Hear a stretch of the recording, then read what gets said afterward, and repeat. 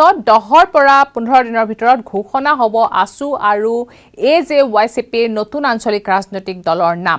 নতুন ৰাজনৈতিক দল খুলিবৰ বাবে বুধবাৰে ডক্টৰ নগেন শইকীয়াৰ নেতৃত্বত গঠন কৰি দিয়া পৰামৰ্শদাতা কমিটিয়ে দাখিল কৰিলে এই প্ৰতিবেদন। 10 দিনৰ ভিতৰত ঘোষণা হ'ব আসু AJYCPৰ ৰাজনৈতিক দল। জাতীয়তাবাদী সত্তা থকা নামেৰে আত্মপ্ৰকাশ ঘটিব ৰাজনৈতিক দলৰ। 16জনীয়া পৰামৰ্শদাতা কমিটিয়ে দাখিল কৰিলে প্ৰতিবেদন। বিগত কা আন্দোলনৰ সময়ছোৱাৰ পৰাই চৰ্চালৈ আহিছিল আসু আৰু AJYCPৰ ৰাজনৈতিক দলৰ প্ৰসংগ। আৰু অৱশেষত জল্পনা কল্পনাৰ অন্তত 10 পৰা 12 দিনৰ ভিতৰত ঘোষণা হ'ব আসু আৰু AJYCPৰ নতুন আঞ্চলিক ৰাজনৈতিক দলৰ নাম। নতুন ৰাজনৈতিক দল খুলিবৰ বাবে বুধবাৰে ডক্টৰ নগেন শইকীয়াৰ নেতৃত্বত গঠন কৰি দিয়া পৰামৰ্শদাতা কমিটিয়ে দাখিল কৰিলে প্ৰতিবেদন। কমিটিৰ সদস্য বসন্ত ডেকা আৰু ডক্টৰ কৃষ্ণগোপাল ভট্টাচাৰ্যই আসু আৰু AJYCPৰ সম্পাদক লুৰিণজ্যোতি গগৈ আৰু পলাশ চাংমাই দাখিল কৰে প্ৰতিবেদন। 16জনীয়া এই পৰামৰ্শদাতা কমিটিখনে মাত্ৰ 15 দিনতে দাখিল কৰে এই পৰামৰ্শৰ প্ৰতিবেদন। প্ৰতিবেদনখন বুধবাৰে ৰাজহুৱা কৰা নাই যদিও কি আছে এই প্ৰতিবেদনত অতি সোনকালেই ৰাজহুৱা কৰিব আসু আৰু AJYCPয়ে। অসমৰ আৰ্থ সামাজিক বিষয়ৰ লগতে আন বিষয়সমূহ কেনেধৰণে সমাধান পোৱা যাব। প্ৰকৃতাৰ্থত যেতিয়া অসমত কা আন্দোলন হৈছিল আৰু তাৰ পৰৱৰ্তী পৰ্যায়ত সেই আন্দোলন কেনেধৰণে আগবাঢ়ি যাব লাগিব, সেই আন্দোলনে কি ৰূপ ল'ব, সেই সম্পৰ্কতে পৰামৰ্শ বিচাৰি আমি পৰামৰ্শদাতা সমিতি গঠন কৰিছিলোঁ। যে পৰামৰ্শদাতা সমিতিয়ে যি পৰামৰ্শ দিছে সেই পৰামৰ্শই নিশ্চয় অসমৰ আৰ্থ সামাজিক বিকাশৰ লগতে আন যিবিলাক বিষয় সেই বিষয়সমূহ সুৰক্ষিত হ'ব। 45 পৃষ্ঠাজোৰা প্ৰতিবেদনত সন্নিৱিষ্ট হৈ আছে ৰাজনীতিৰ লগতে শৈক্ষিক আৰু অসমৰ অৰ্থ সামাজিক সমস্যাৰ সমাধান। প্ৰতিবেদনৰ ভিত্তিত দুয়োটা দলে আগন্তুক দিনত আগবাঢ়িব বুলি মন্তব্য কৰে আসুৰ সাধাৰণ সম্পাদক লুৰিণজ্যোতি গগৈয়ে। এই যি প্ৰতিবেদনত যিসমূহ পৰামৰ্শ আগবঢ়াইছে তেওঁলোকে সকলো বিষয় সামৰি সম্ভৱতঃ তেওঁলোকে পৰামৰ্শ আগবঢ়াইছে। বিশেষকৈ শৈক্ষিক, সামাজিক, অৰ্থনৈতিক আৰু ৰাজনৈতিক সকলো পৰামৰ্শ আমি পৰ্যালোচনা কৰি এই পৰামৰ্শৰ আধাৰত পৰৱৰ্তী পদক্ষেপ আমি কৰিবৰ কাৰণে আমি চিন্তা চৰ্চা কৰিম। মুঠৰ ওপৰত সকলো ঠিকেই থাকিলে 10টা দিনৰ ভিতৰত অসমৰ ৰাজনীতিত আত্মপ্ৰকাশ ঘটিব দুয়োটা ছাত্ৰ সংগঠনৰ ৰাজনৈতিক দলৰ। কেমেৰা পাৰ্চন অঞ্জন ডেকাৰ সহযোগত হীৰকজ্যোতি মালাকাৰৰ report, news 18 Assam north east. এক ব্ৰেকিং নিউজ, পুনৰ চীনৰ বিৰুদ্ধে ভাৰতত ডিজিটেল ষ্ট্ৰাইক।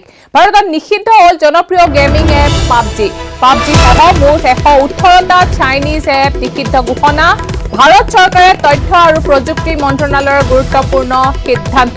জনপ্ৰিয় গেমিং এপ পাবজিৰ লগতে ভাৰতত নিষিদ্ধ ঘোষণা কৰা হৈছে face U, share shape, photo editing app, cut, Ludo world, rise of kingdom, smart app lock, message lock, dual space, HD camera, selfie, photo gallery and album, music player, bass booster, live view মিউটকে ধৰি সৰ্বমুঠ 118টা Chinese app. ইয়াৰ পূৰ্বে ভাৰত চৰকাৰে নিষিদ্ধ কৰিছিল জনপ্ৰিয় TikTok app.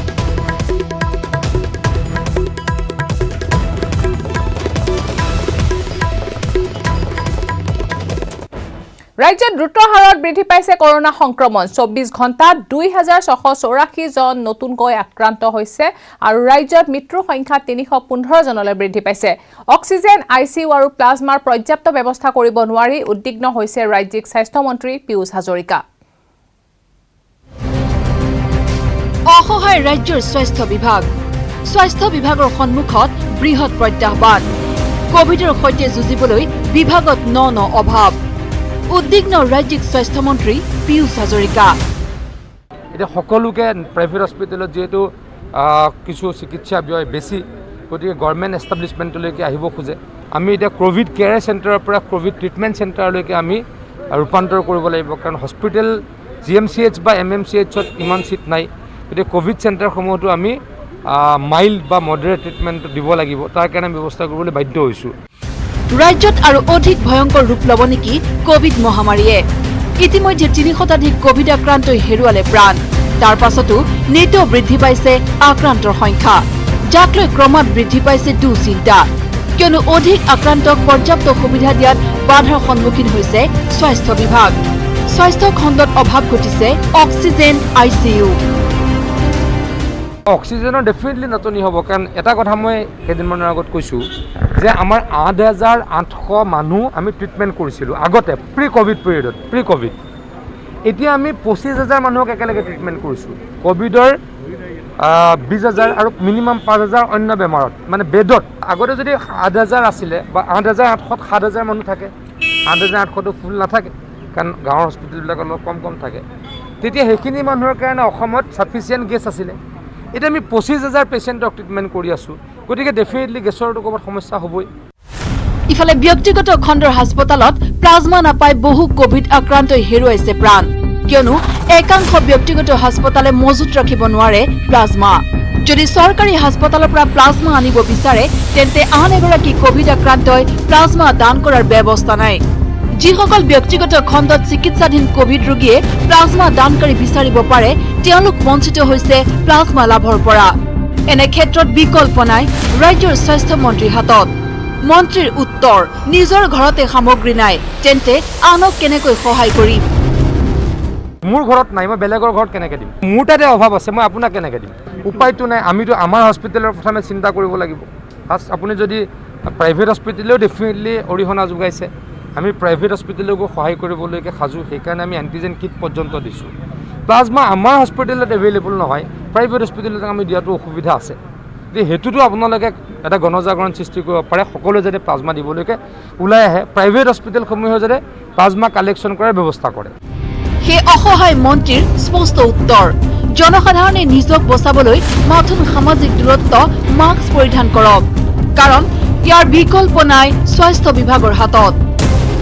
মানুহে যদি বেমাৰটো নিজে মাতি লয়, বেমাৰটো যদি নিজৰ হাতৰ কোঠাৰখন যদি ভৰিত মাৰি লয়, তেতিয়া আমাৰ ক'ব লগা নাথাকে। কিন্তু তথাপিতো মই ৰাইজক অনুৰোধ কৰোঁ, সকলোৱে যাতে মাস্ক পিন্ধে, সকলোৱে যাতে ডিষ্টেঞ্চ মেইনটেইন কৰি চলে, বহুত মানুহ যাতে একেলগে গোট নাখায়, হাতখন যাতে ধুই থাকে, সকলোকে মই অনুৰোধ জনাইছোঁ। কেমেৰাত নিতুল কৃষ্ণৰ সহযোগত বলেন Bhattacharya, news 18 Assam north east. মঙলবাৰৰ পৰা আৰম্ভ হোৱা JEE মেইনৰ পৰীক্ষাত দেখা গ'ল কৰোনা ভাইৰাছৰ প্ৰভাৱ। ৰাজ্যৰ 6টা পৰীক্ষা কেন্দ্ৰত প্ৰথম পৰ্যায়ত অৱতীৰ্ণ হ'ল মাত্ৰ 50% পৰীক্ষাৰ্থীয়ে। ইপিনে যান্ত্ৰিক বিজুতিৰ বাবে গুৱাহাটীত পলমকৈ অনুষ্ঠিত হ'ল JEEৰ পৰীক্ষা।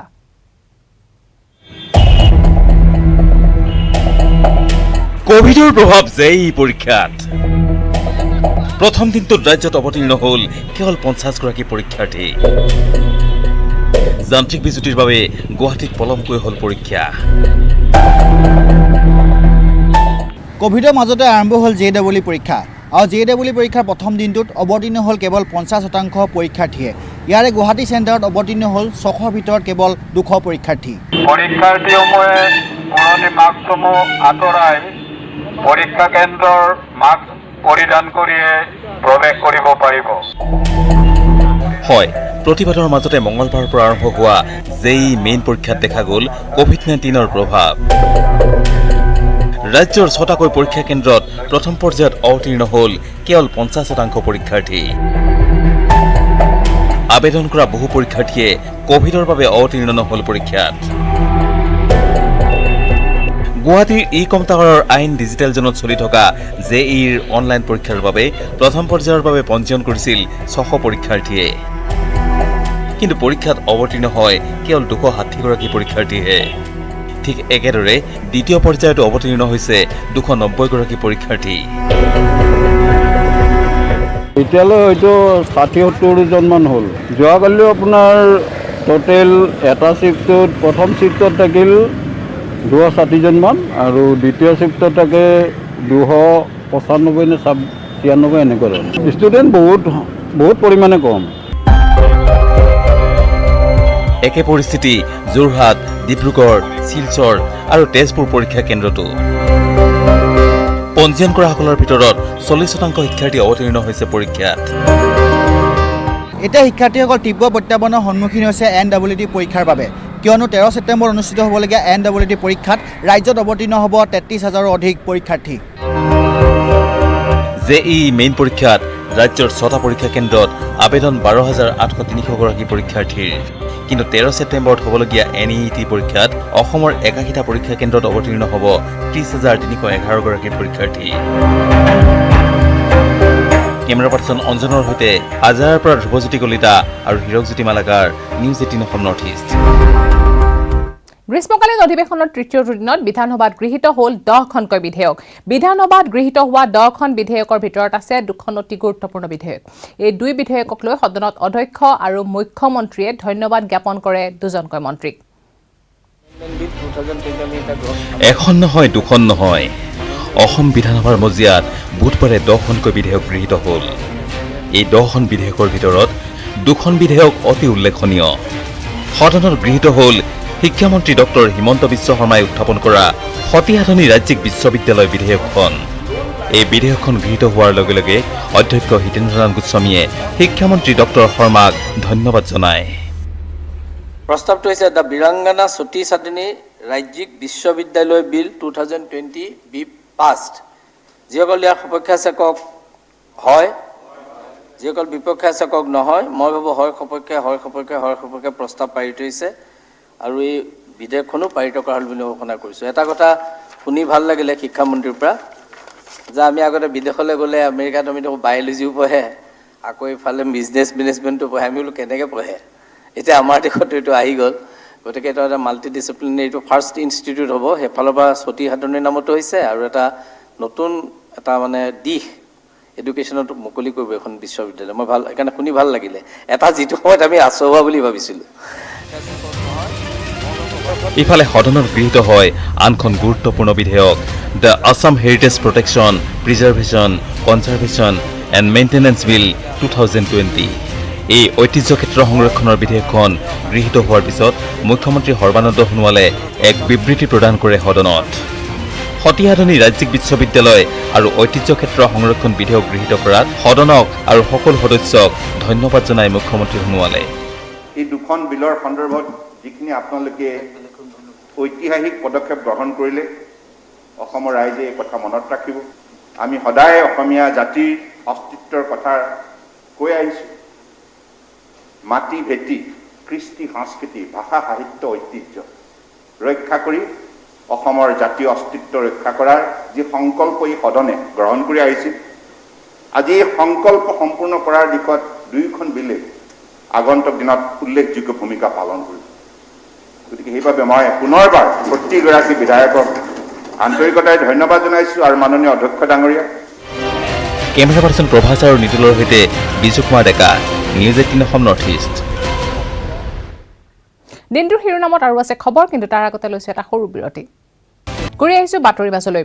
বৰ্তমান সুস্থিৰ হৈ আছে প্ৰাক্তন মুখ্যমন্ত্ৰী তৰুণ গগৈৰ স্বাস্থ্য। বহুকেইটা বিভাগৰ চিকিৎসকৰ এটা দলে 24 ঘণ্টাই নিৰীক্ষণ কৰি আছে গগৈক। কিন্তু ৰাজ্যত নিৰ্বাচনী গৰম বতাহ চলি থকাৰ সময়ত চিকিৎসালয়ত কেনেদৰে সময় কটাইছে প্ৰাক্তন মুখ্যমন্ত্ৰীগৰাকীয়ে। টিভি অন কৰি পেলাই এছেম্বলি চাই আছে। চিকিৎসালয়ে আমুৱাইছে তৰুণ গগৈ। তৰুণ গগৈৰ মন গৈছে ৰাজনীতি কৰিবলৈ। ক্ৰমাৎ সুস্থিৰ হৈছে তৰুণ গগৈৰ স্বাস্থ্যৰ অৱস্থা। আজি বহুত ভাল পাইছে, কথা পাতিছে, বহুত কথা পাতিছে। চিকিৎসালয়ৰ বিচনাত বহি আমনি লগা তৰুণ গগৈ চিকিৎসকক কৈ পেলালে তেওঁৰ হেনো ৰাজনীতি কৰিবলৈ মন গৈছে। এছেম্বলি চাই পেলাই কৈ আছে কি মোৰ ভাল লাগিছে, আজি এছেম্বলিটো চাবলৈ ভাল লাগিছে, পলিটিক্স কৰিবলৈ মন গৈছে বুলি কৈছে। সোমবাৰে নিশা 1 ইউনিট প্লাজমা দিয়াৰ পিছত মঙলবাৰে তৰুণ গগৈক দিয়া হয় 2টাকৈ remdesivir injection. Saturation 97% on 3 liters mask. কথা পাতিছে, বহুত কথা পাতিছে। ৰেমডেছিভিৰ এইটো আমি আৰম্ভ কৰিলোঁ, এইটো একৰ্ডিং টু প্ৰট'কল যি ড'জ দিব লাগে আমি দি থাকিম। বুধবাৰে পুনৰ 2টাকৈ কভিড পৰীক্ষা কৰা হয় প্ৰাক্তন মুখ্যমন্ত্ৰী তৰুণ গগৈৰ। বৃহস্পতিবাৰে ফলাফল অহাৰ পিছতহে তৰুণ গগৈক চিকিৎসালয়ৰ পৰা মুকলি কৰা হ'ব নে নহয় সেই সন্দৰ্ভত লোৱা হ'ব সিদ্ধান্ত। নেগেটিভ হ'লেতো obviously we can release him by next 2 days আৰু যদি পজিটিভ হয় that is also' not a big deal আৰু 4 দিন পিছত ৰিপিট কৰিম টেষ্ট। কেমেৰা পাৰ্চন মনোজ দুৱৰাৰ সহযোগত Gunjan Kalita, news 18 Assam north east. কৰোনাত আক্ৰান্ত হৈছে ইজনৰ পিছত সিজনকৈ অভিনেতা অভিনেত্ৰী। স্বামীসহ কৰোনাত আক্ৰান্ত হৈছে বিশিষ্ট অভিনেত্ৰী চেতনা দাস। ইপিনে COVID-19ৰ শিকাৰ হৈছে কে মোহনকে ধৰি বেহেৰবাৰী আউটপোষ্টৰ 13 গৰাকী কলাকুশলী।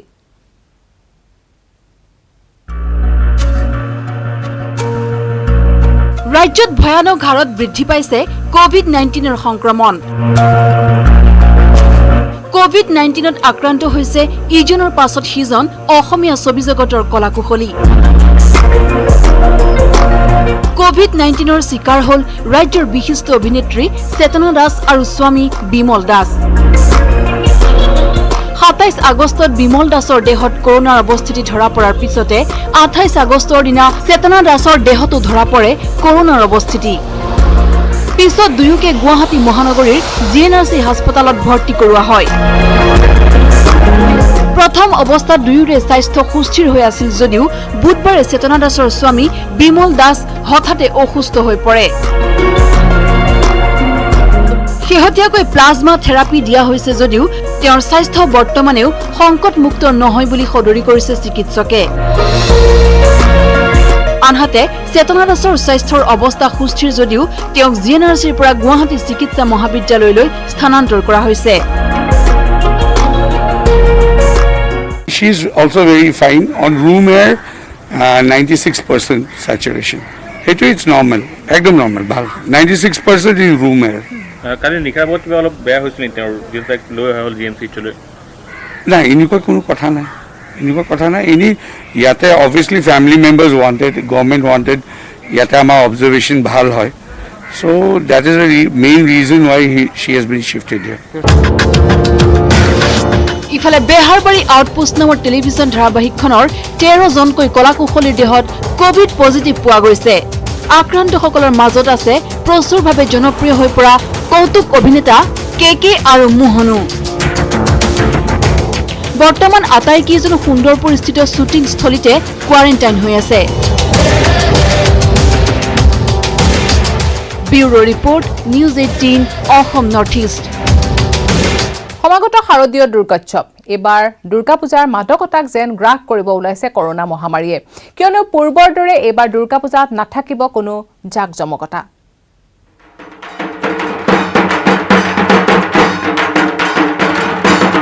জাকজমকতা নহয়, এইবাৰ দুৰ্গা পূজা হ'ব কেৱল আধ্যাত্মিক। জাকজমকতা নাথাকিব এইবাৰৰ পূজাত। স্লুইচ গেট ৰেষ্ট কেম্প অথবা বিষ্ণুপুৰৰ দুৰ্গা পূজাত এইবাৰ মহানগৰবাসীয়ে দেখা নাপাব পূৰ্বৰ জাকজমকতা। পূৰ্বৰ দৰে ৰাইজে দেখা নাপাব ওখ মূৰ্তিৰ প্ৰতিমা। সমগ্ৰ বিশ্বত ত্ৰাসৰ সৃষ্টি কৰা কৰোনা মহামাৰীৰ বাবে এইবাৰ অনুষ্টুপীয়াকৈ দুৰ্গা পূজা আয়োজন কৰাৰ সিদ্ধান্ত গ্ৰহণ কৰিছে গুৱাহাটী পূজা কমিটিসমূহে। মহানগৰীৰ 75% পূজা কমিটিয়ে দেৱী প্ৰতিমাৰ সলনি কৰিব ঘট পূজা। পাণ্ডুত আটাইতকৈ ডাঙৰ দুৰ্গা পূজা হয়, মানুহৰ সমাগম বহুত হয় আৰু পাণ্ডুত প্ৰায়ভাগ পূজা কমিটিয়ে এইবাৰ আমি মিটিং পাতি আলোচনা কৰিছোঁ যে আমি সৰু নিয়মত ৰীতি নীতিখিনি মানি ঘট পূজা কৰিম। আমাৰ বেছিভাগৰে সিদ্ধান্ত ঘট পূজা। ইয়াৰ উপৰিও আমি কোনো জাকজমকতা নকৰোঁ। আমাৰ ঢাক ঢোল কালচাৰেল প্ৰগ্ৰেম নাথাকিব আৰু ভোগবিলাকো যিটো আমি আগত একেলগে খাইছিলোঁ এইটো ঘৰে ঘৰে ডিষ্ট্ৰিবিউট কৰিম। ইয়াৰ উপৰি কোভিডৰ বাবে প্ৰত্যেকখন পূজা কমিটিয়ে বাতিল কৰাৰ সিদ্ধান্ত গ্ৰহণ কৰিছে সাংস্কৃতিক অনুষ্ঠানৰো। সাংস্কৃতিক সন্ধিয়া কাৰ্যসূচী সকলোৱে বাতিল কৰিব, মানে এক্সট্ৰা তাৰমানে জাকজমকতাটো বৰ্জন কৰি আৰু ডিচি প্ৰশাসনৰ বিষয়াসকলে জনালে যে তেওঁলোকে পৰৱৰ্তী মিটিঙত কেনেদৰে দুৰ্গা পূজা অনুষ্ঠিত কৰা হ'ব তাৰ গাইডলাইন তেওঁলোকে আমাক জনাব। এই সম্পৰ্কে বুধবাৰে গুৱাহাটী জিলা প্ৰশাসন আৰু আৰক্ষীৰ উচ্চপদস্থ বিষয়াৰ সৈতে জিলা পুথিভঁৰালত মিলিত হয় এখন বৈঠকত। 200ৰো অধিক পূজা সমিতিৰ নিজ নিজ মতামত গ্ৰহণ কৰিছে জিলা প্ৰশাসনে। বৈঠকত দুৰ্গা পূজাৰ ক্ষেত্ৰত লোৱা মতামতসমূহ প্ৰেৰণ কৰা হ'ব ৰাজ্য চৰকাৰলৈ। তাৰ ভিত্তিত পৰৱৰ্তী পৰ্যায়ত চৰকাৰৰ নিৰ্দেশ মৰ্মে পূজা অনুষ্ঠিত কৰিব লাগিব পূজা কমিটিসমূহে। বৰ্তমান কৰোনাৰ পৰিপ্ৰেক্ষিতত ৰাইজে পূজাভাগ কি ধৰণে কৰাটো বিচাৰে, প্ৰট'কল ভায়োলেট নকৰাকৈ, কৰোনা সংক্ৰমিত নোহোৱাকৈ কেনেকৈ কৰিব পাৰি নে নকৰিলে ভাল হয়, এই গোটেই কথাটো তেখেতসকলৰ লগত চৰ্চা কৰি পেলাই অপিনিয়ন কি আছে এইটো তেখেতক আমি প্ৰেৰণ কৰিব লাগে। সেইকাৰণে আমি আলোচনা কৰিছোঁ, ৰাইজে বিভিন্ন ধৰণৰ অপিনিয়ন দিছে, যিটো এতিয়া মই আপোনালোকক ক'ব নিবিচাৰোঁ। সেইটো অসম চৰকাৰলৈ আমি প্ৰথমে প্ৰেৰণ কৰিম, অসম চৰকাৰে ইয়াৰ সিদ্ধান্ত ল'ব। ইফালে সমাগত বিশ্বকৰ্মা পূজাৰ ক্ষেত্ৰত সামাজিক দূৰত্ব মানি কেৱল 50 জন লোক লৈ পূজা আয়োজন কৰাৰ অনুমতি প্ৰদান কৰিছে জিলা প্ৰশাসনে। দুৰ্গা পূজাৰ ক্ষেত্ৰত এতিয়া কেৱল অপেক্ষা চৰকাৰৰ নিৰ্দেশনালৈ। কেমেৰাত অঞ্জন ডেকাৰ সহযোগত Hirakjyoti Malakar, news 18 Assam north east. বিধানসভাৰ গ্ৰীষ্মকালীন অধিৱেশনৰ তৃতীয় দিনাও উত্তাল হৈ আছে সদন।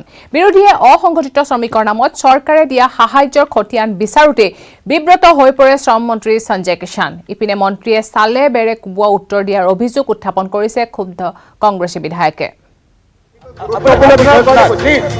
শাসক বিৰোধীয়ে উত্তাল কৰিলে সদন।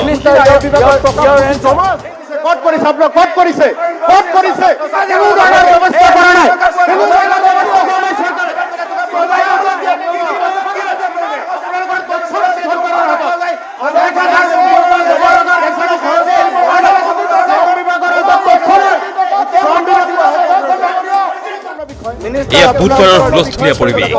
অসম বিধানসভাৰ গ্ৰীষ্মকালীন অধিৱেশনৰ তৃতীয় দিনটোত এইদৰেই কংগ্ৰেছী বিধায়ক জাকিৰ হুছেইন চিকদাৰে শ্ৰম মন্ত্ৰীক চালেবেৰে কোবোৱা উত্তৰ সদনত দিয়া বুলি অভিযোগ কৰিলে। অভিযোগ দিয়াৰ সময়ত জাকিৰক সহযোগ কৰিলে বিধায়ক কমলাক্ষ দেৱবৰজ্যেষ্ঠ আৰু ৰূপজ্যোতি কৰ্মীয়ে। জাউৰিয়ে প্ৰশ্ন কৰি ব্যতিব্যস্ত কৰি তুলিলে মন্ত্ৰী সঞ্জয় কিষাণক। আচলতে সদনত বিধায়ক কমলাক্ষ দেৱবৰজ্যেষ্ঠৰ এক মৌখিক প্ৰশ্নৰ উত্তৰ দিয়াক লৈ এই পৰিস্থিতিৰ সূচনা হয়। কমলাক্ষৰ প্ৰশ্ন, কোভিড-19ৰ পৰিস্থিতিত অসংগঠিত শ্ৰমিকক কি সাহায্য দিলে চৰকাৰে, বেংক একাউণ্টৰ যোগেদি কিমানকৈ দিলে টকা? এই প্ৰশ্নৰ উত্তৰ সদনত দাখিল কৰি মন্ত্ৰী সঞ্জয় কিষাণে সদনক জনায় যে পৰ্যাপ্ত সাহায্য শ্ৰমিকসকলক দিয়া হৈছে।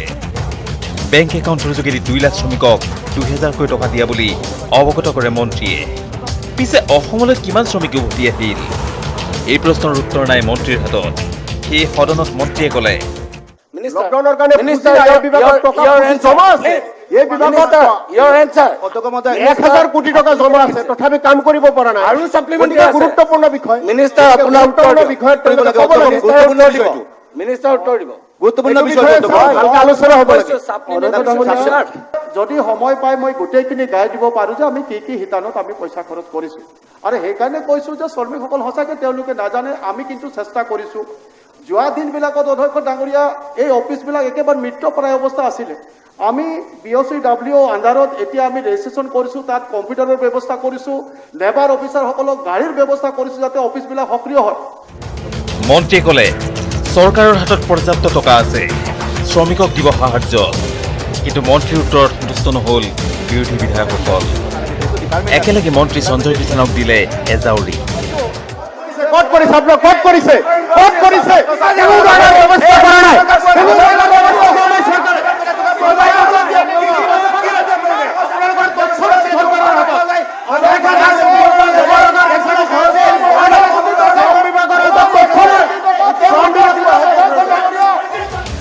ইফালে উদ্যোগ আৰু বাণিজ্য মন্ত্ৰী চন্দ্ৰমোহন পাটোৱাৰীয়ে সদনক জনালে বহিৰাজ্যৰ পৰা অহা শ্ৰমিকসকলৰ পঞ্জীয়নৰ ব্যৱস্থা কৰিছে দক্ষতা উন্নয়ন বিভাগে।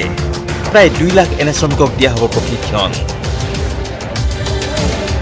কেমেৰা পাৰ্চন প্ৰভাস আৰু নিতুলৰ সহযোগত Biju Kumar Deka, news 18 north east. গোলাঘাটত সঘনাই শিশু শ্ৰমিকৰ বিৰুদ্ধে অভিযান জিলা পৰ্যায়ৰ টাস্ক ফৰ্চৰ। নগৰৰ লগতে জিলাখনৰ বিভিন্ন অঞ্চলত বন্ধ কৰা হিচাপে কৰ্মত নিয়োজিত কৰি ৰখা একাংশ কণমানিৰ বিৰুদ্ধে এই অভিযান। এইবাৰ গোলাঘাটৰ চানমাৰীৰ এখন পিটনিৰ পৰা উদ্ধাৰ কৰা হয় এটি কণমানিক। এই কণমানিজনীক পিটনিত লুকুৱাই ৰাখিছিল গৃহস্থই।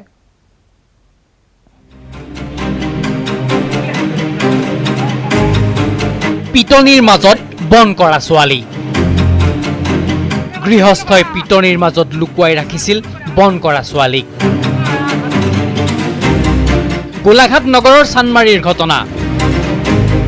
গোলাঘাট নগৰৰ বিভিন্ন অঞ্চলত জিলা পৰ্যায়ৰ টাস্ক ফৰ্চে চলাইছে শিশু শ্ৰমিকৰ বিৰুদ্ধে অভিযান। এই অভিযানতে পিটনিৰ মাজত উদ্ধাৰ হ'ল প্ৰায় 11 বছৰীয়া এগৰাকী বন কৰা কিশোৰী। উদ্ধাৰ হোৱা কিশোৰীগৰাকীয়ে ক'লে গৃহস্থই মাৰপিট কৰাৰ কথা, গাত বিষ জলকীয়া সানি শাস্তি দিয়াৰ কথা। মাৰিছিলে নেকি তোমাক? মাৰিছিলে তোমাক? মাৰপিট কৰে নেকি? কেতিয়াবা মাৰে নেকি? কেতিয়াবা মাৰে। ভোট জলকীয়া দিয়ে বোলে।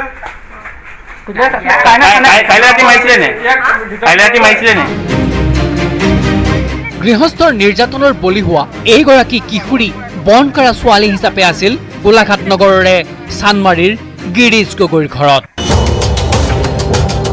টাস্ক ফৰ্চে অভিযান চলোৱাৰ কথা গম পাই কণমানিজনীক পিটনিৰ দিশে পলাই যাবলৈ নিৰ্দেশ দিছিল গৃহস্থই।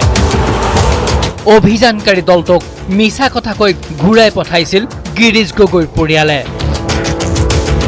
কিন্তু স্থানীয় লোকে দেখুৱাই দিয়াত অভিযানকাৰী দলটোৱে পিটনিৰ পৰা উদ্ধাৰ কৰে কিশোৰীগৰাকীক। চকুৰ সন্মুখতে সকলো জল পটপটকৈ ওলাই যোৱাৰ পিছতো নিৰ্লজ্জভাৱে গা এৰা মন্তব্য দিলে গিৰিজ গগৈৰ পৰিয়ালে। গোলাঘাট আৰক্ষীৰ সহযোগত সহকাৰী শ্ৰম আয়ুক্ত, জিলা শিশু সুৰক্ষা গোট আৰু জিলা ন্যায়িক সেৱা বিষয়াই চলাইছিল অভিযান। গোলাঘাট জিলা পৰ্যায়ৰ টাস্ক ফৰ্চে নগৰৰ বিভিন্ন অঞ্চলত অভিযান চলাই এই কিশোৰীগৰাকীৰ লগতে উদ্ধাৰ কৰে আন দুগৰাকী কন্যা শিশু শ্ৰমিকক। বৰ্তমান তদন্তৰ বাবে আটাইকেইগৰাকীকে গতাই দিয়া হৈছে গোলাঘাট আৰক্ষীক। তদন্তৰ পিছতে শিশু গৃহলৈ প্ৰেৰণ কৰা হ'ব কিশোৰীকেইগৰাকীক। মাজে মাজে আহে, মাজে মাজে যায়। নাই বুলি ক'লো তাই আকৌ ভয় খাব যায়। সেইকাৰণে বহুত বদমাছ তাৰমানে। কেতিয়াবা মই চাট দিওঁ। খালি ৰাতিও দিছিলে, খালি ৰাতি দিছিলে। জলকীয়া খাইছে বুলি কৈছে কথাটো কালি ৰাতি দিছিলে, কালি ৰাতি দিছিলে নহয়? কালি ৰাতি দিছিলে নে? না মাৰ দিছিলে কালি। মাৰ দিয়া নাই, কাঞ্চপাত্ৰ মান দিছো। গোটেই শাক পাচলিবোৰ কাটি মানে এফাল ইমান কৰি ৰাখিছে, এফাল কাটি পেলাইছে। এই অভিযানৰ পিছতে জিলা ন্যায়িক সেৱা বিষয়া নাৰায়ণকুৰিৰ জিলাবাসীলৈ আহ্বান, কোনেও নিয়োগ নকৰিব শিশু শ্ৰমিক। এতিয়া গৈ থানাত আমি FIR দিম আৰু এই প্ৰথমতে আমি এই সৰু ছোৱালী 3জনীৰ ৱেলফেয়াৰটো চিন্তা কৰি তেওঁলোকক সদ্যহতে শিশুগৃহত ৰাখিম আৰু আগন্তুক দিনত আমি কৰিম।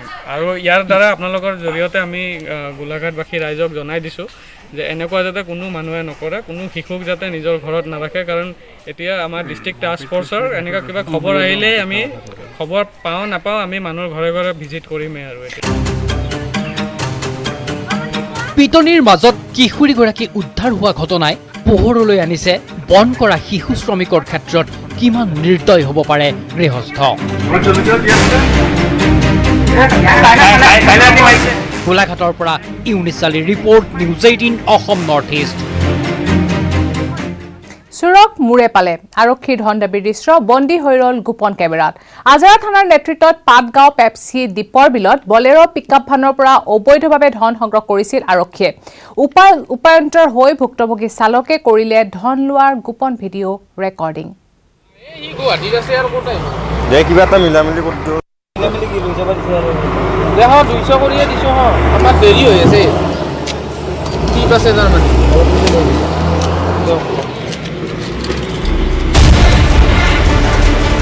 গোপন কেমেৰাত বন্দী ধন সংগ্ৰহৰ দৃশ্য।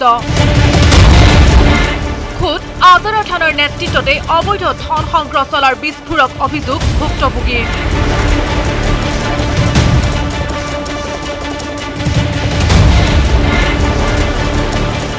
অভিযোগ অনুসৰি মহানগৰী পাটগাঁও পেপচি গেট দ্বীপৰ বিলত একাংশ আৰক্ষীয়ে বলেৰো পিকআপৰ পৰা অবৈধ ধন সংগ্ৰহ কৰি আহিছে। ভাৰপ্ৰাপ্ত আৰক্ষী বিষয়া PC কলিতাৰ জ্ঞাতহাৰে প্ৰতিদিনে আৰক্ষীৰ এটা দলে থানাৰ অন্তৰ্গত পাটগাঁও, পেপচি গেট, দ্বীপৰ বিল, মাটিয়া আদি অঞ্চলত নিজৰ দায়িত্ব পালনৰ সুযোগ লৈ উক্ত ৰাস্তাৰে চলা কেঁচা শাক পাচলিৰ বাহন, গেলামাল, শিল বালি কঢ়িওৱা আদি গাড়ীৰ পৰা বলপূৰ্বকভাৱে ধন সংগ্ৰহ কৰি অহাৰ অভিযোগ উত্থাপিত হৈছিল এনে কাৰ্যৰ বলি হৈ ভুক্তভোগী চালকে কৰিলে ধন সংগ্ৰহৰ গোপন ভিডিঅ' ৰেকৰ্ডিং দে কিবা এটা মিলা মিলি কৰি দিওঁ দেহ 200 কৰিয়ে দিছো হ আমাৰ দেৰি হৈ আছে ঠিক আছে তাৰমানে মহামাৰী কৰোনাৰ বাবে চৌদিশে আতংকময় পৰিস্থিতি অব্যাহত থকাৰ সময়তে একাংশ আৰক্ষী জোৱান হোমগাৰ্ডে এতিয়া এইদৰে নামি পৰিছে অবৈধ ধন সংগ্ৰহত এই ধন সংগ্ৰহৰ দৃশ্য কেমেৰাত বন্দী কৰি ভাইৰেল কৰাৰ পিছতে এতিয়া কঁপনি উঠিছে আজাৰা থানাত bureau report news 18 north east দিনটোৰ শিৰোনামৰ পৰৱৰ্তী অংশলৈ যোৱাৰ আগতে পুনৰ লৈছো এটা সৰু বিৰতি